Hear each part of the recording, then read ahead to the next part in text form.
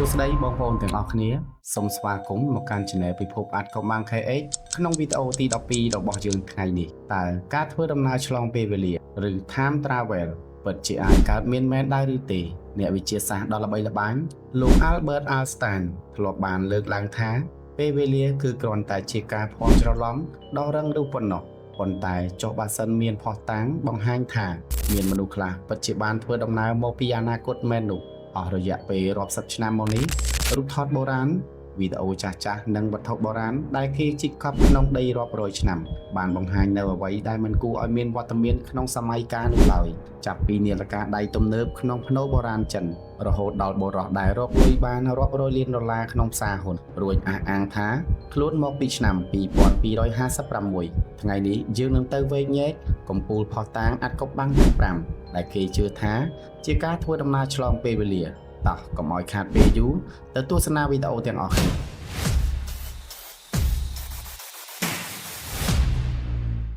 1បរិសអាវយឺតក្នុងឆ្នាំ1941នៅក្នុងសារមន្ទីរមួយនៃប្រទេសកាណាដាមានរូបថតសខ្មៅមួយសន្លឹកតាំងពីឆ្នាំ1941ដែលបានធ្វើឲ្យពិភពលោកភ្ញាក់ផ្អើលយ៉ាងខ្លាំងរូបថតនោះបង្ហាញពីពិធីបើកសម្ពោធស្ពាន South Fork Bridge ក្នុងចំណោមវងមនុស្សដែលស្លៀកពាក់ឈុតធំនិងមួកតាមសម័យកាលនោះស្រាប់តែមានបុរសម្នាក់លេចឡើងយ៉ាងចម្លែកគាត់បានពាក់អាវយឺតដែលមាន logo ទំនើបពាក់វ៉ែនតាខ្មៅការពារកម្ដៅថ្ងៃនិងកាន់កាមេរ៉ា digital តូចមួយនៅក្នុងដៃអ្វីដែលគួរឲ្យឆ្ងល់នោះគឺ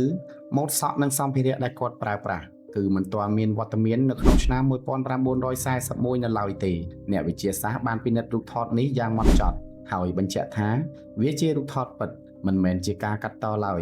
តើគាត់ជាអ្នកណាឲ្យប្រាកដឬគាត់គ្រាន់តែជាអ្នកទេសចរមកពីអនាគត2នាឡិកាដៃស្វីសក្នុងភ្នូរបុរាណចិនក្នុងឆ្នាំ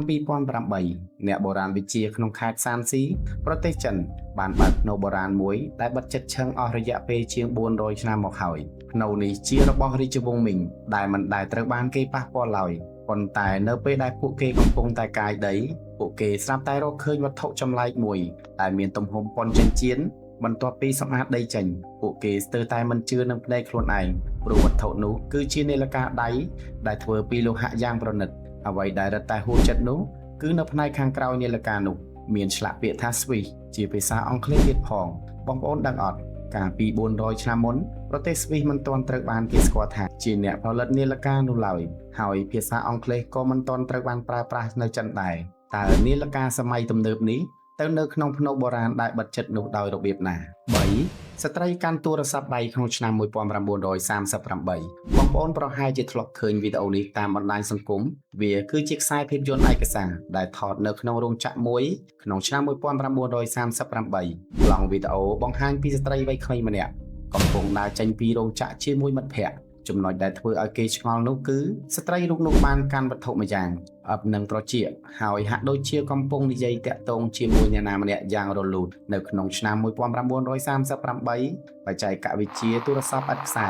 ឬ cell phone គឺមិនទាន់ត្រូវបានបង្កើតឡើងនៅឡើយទេទោះបីជាមានការបកស្រាយថាវាអាចជាឧបករណ៍ស្ដាប់បង្គាប់របស់ពេទ្យឬជាវិទ្យុតាក់ទងសាកល្បងប៉ុន្តែទឹកមុខនិងកាយវិការរបស់នាងគឺដូចជាមនុស្សសម័យថ្មីដែលកំពុងនិយាយទូរស័ព្ទបេះបិទតើមានរលកសញ្ញាទូរស័ព្ទនៅសម័យនោះមែនដែរឬទេ4រូបចម្លាក់នៃអវកាសលើវិហារបុរាណនៅប្រទេសអេស្ប៉ាញ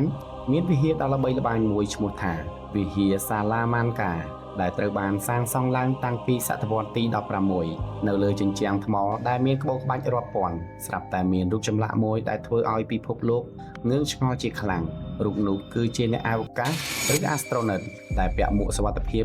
មានបំពង់អុកស៊ីសែននិងពាក់ស្បែកជើងកវែងយ៉ាងច្បាស់ក្រឡែតបងប្អូនសាកគិតមើល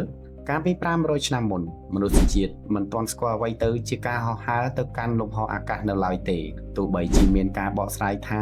រូបនេះត្រូវបានគេបន្ថែមក្នុងអំឡុងពេលជួសជុលវិហារក្នុងឆ្នាំ1992ក៏ដោយប៉ុន្តែអ្នកស្រាវជ្រាវខ្លះនៅតែជឿថានេះគឺជាការផ្ដល់សញ្ញារបស់មនុស្សមកពីអនាគតដែលបានត្រឡប់ទៅប្រាប់មនុស្សបុរាណឲ្យដឹងពីបច្ចេកវិទ្យាអវកាស5បរិសមកពីឆ្នាំ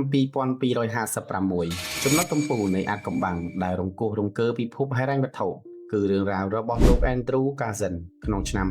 2003បុរសរូបនេះត្រូវបានប៉ូលីស FBI ចាប់ខ្លួនពីបទសង្ស័យថាបានប្រើប្រាស់ព័ត៌មានផ្ទៃក្នុងដើម្បីរកលុយក្នុងផ្សារហ៊ុនបងប្អូនដឹងអត់គាត់បានយកលុយត្រឹមតែ